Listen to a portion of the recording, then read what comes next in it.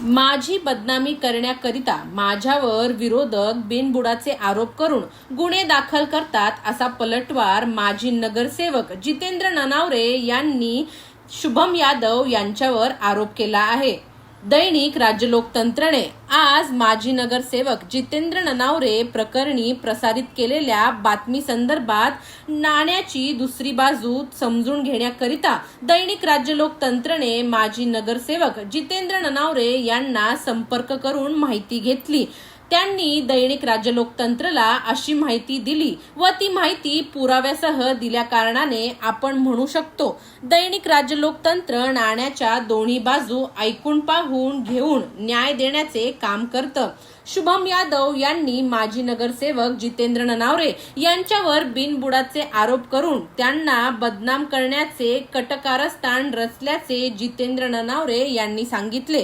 शुभम यादव हा अनेक वेळा शिवीगाळ करतो, गावगुंडांना घेऊन माझ्यावर बिनबुडाचा आरोप करतो, माझ्या आईवर, माझ्या बहिणीवर, माझ्या घरच्यांवर शिवीगाळ करतो, पण मी माझी प्रतिष्ठेची जबाबदारी म्हणून सर्व काही ऐकून घेऊन शांत राहतो। मी शुभम यादव या युवकाला मारहाण केलेली नसून एक बोटानेही त्याला हात लावलेला नाही, पण काही विरोधक शुभम यादव या युवकाला पुढे करून माझ्या विरुद्ध कटकारस्थान करून मला बदनाम करण्यासाठी तत्पर सदैव प्रयत्न करतात याची मला कल्पना आहे। मी सर्व समाजाला, प्रत्येक जनसामान्यांना न्याय मिळावा व प्रत्येक व्यक्तीला घर मिळावे या अपेक्षेने जनसामान्यांची कामं करतो। या बिनबुडाचे आरोप करणाऱ्या लोकांना मी भीक घालत नाही असे माजी नगरसेवक जितेंद्र ननावरे यांनी दैनिक राज्य लोकतंत्रला सांगितले।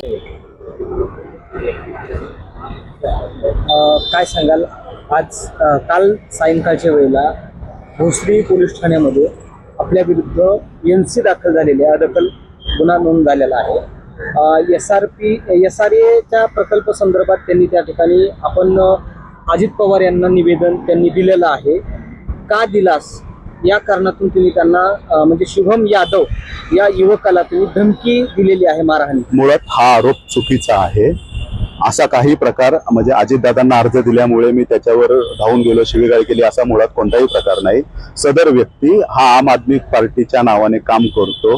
त्या ठिकाणी तो सातत्याने दारू पिऊन मला शिवीगाळ करणे, माझ्या आईवरून, बहिणीवरून किंवा माझ्या घरच्यांवरून सातत्याने वाईट अर्वाच्य भाषेत शिवीगाळ करणे हा प्रकार करत असतो। त्याचा व्हिडिओ देखील माझ्याजवळ आहे।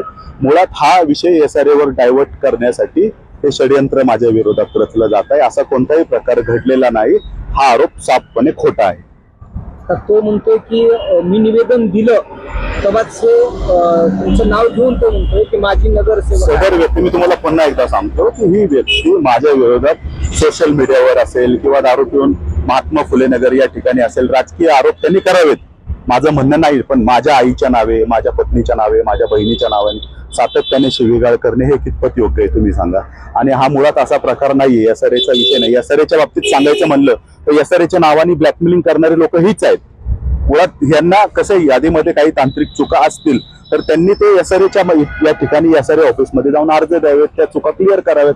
आम्ही त्यासाठी सामोरं जाण्यासाठी तयार आहोत। आणि मुळात SRA आम्ही नाही करते, महाराष्ट्र शासनाचा प्रकल्प आहे, बिल्डर त्या माध्यमातून काम करतोय, बिल्डरने आणि SRAच्या माध्यमातून त्या ठिकाणी काम चालू आहे। पण सातत्याने आरोप माझ्यावर करणं हे पण चुकीचं ना साहेब। माझा त्याच्यात काही रोलच नाही, मी फक्त मध्यस्थ आहे, गोरगरिबांना घर भेटते त्याच्यामुळे मी त्या ठिकाणी काम करतोय। त्यांचं असं म्हणणं आहे की तुम्ही बिल्डर सोबत संगनमत होऊन गरिबांवरती अन्याय करताय। बिल्डर सोबत काय संगनमत केलंय या बाबतीत त्यांनी खुलासा करावा, पुरावा द्यावा, माझं काय संगनमत आहे। आणि कोणत्याही, मी पुन्हा एकदा सांगतो या व्हिडिओच्या माध्यमातून, तुमच्या न्यूज चॅनेलच्या माध्यमातून, महात्मा फुले नगर मधील कोणत्याही नागरिकावर अन्याय झालेला नाही, होणार नाही, हे मी ठामपणे सांगतो। माझ्या जवळ शुभम यादव हा कार्यकर्ता वारंवार माझ्या नावाने शिवीगाळ करतो, सोशल मीडियावर माझ्या बदनामीकारक मजकूर टाकणे, खोटे आरोप करणे हा प्रकार करत असतो। त्या संदर्भात या ठिकाणी मी निवेदन दिलेलं आहे। त्यांनी आज पत्रकार परिषद मीडिया समोर असं सांगितलं जे स्थानिक लोक राहतात ते काही अपात्र आहेत, पण बाहेरचे अनेक लोक असे आहेत त्याची संख्या त्यांनी सांगितलं 30-40च्या वर असतील. तर वेगवेगळ्या याद्या चेक केल्या तर जास्त आकडा आहे.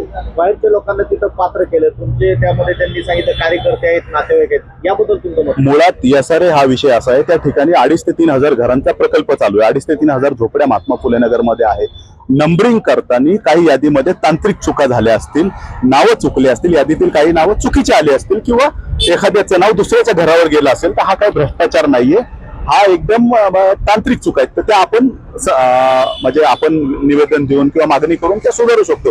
पण त्या प्रकरणावरून भ्रष्टाचार झाला हे सिद्ध होत नाही ना. तुमचं काय मत आहे? पुढे काय आपली दिशा काय आहे? पुढची दिशा महात्मा फुले नगर मधील प्रत्येक नागरिकांना घर भेटलं पाहिजे, हीच माझी ठाम भूमिका आहे.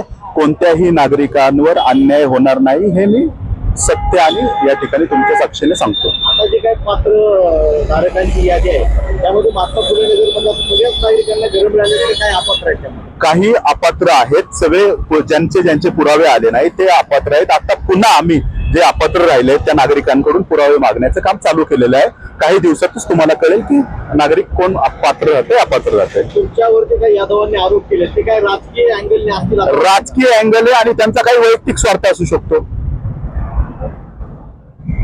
त्यांनी सामान्य व्यक्ती म्हणून आरोप केलेले आहेत. त्यांनी सामान्य व्यक्ती म्हणून आरोप मुळात केलेले आहेत. ते आम आदमी पार्टी नावाच्या बॅनर खाली काम करतात. हे शुद्ध राजकारण आहे आणि त्यांची पार्श्वभूमी तपासून पहा. किती लोकांना ब्लॅकमेलिंग केलंय, किती लोकांना खोटे अर्ज दिलेत, बिल्डरच्या नावाने तक्रार करून करून स्वतःच घर नाही पडलं तरी स्वतःच्या नावाने भाडं चालू केलेलं आहे. बिल्डरच्या अकाउंटवर यांना रितसर पैसे आलेले आहेत. ते मी पुराव्यानिशी सिद्ध करू शकतो ना. हे सांगितल्यावर काय वाटेल?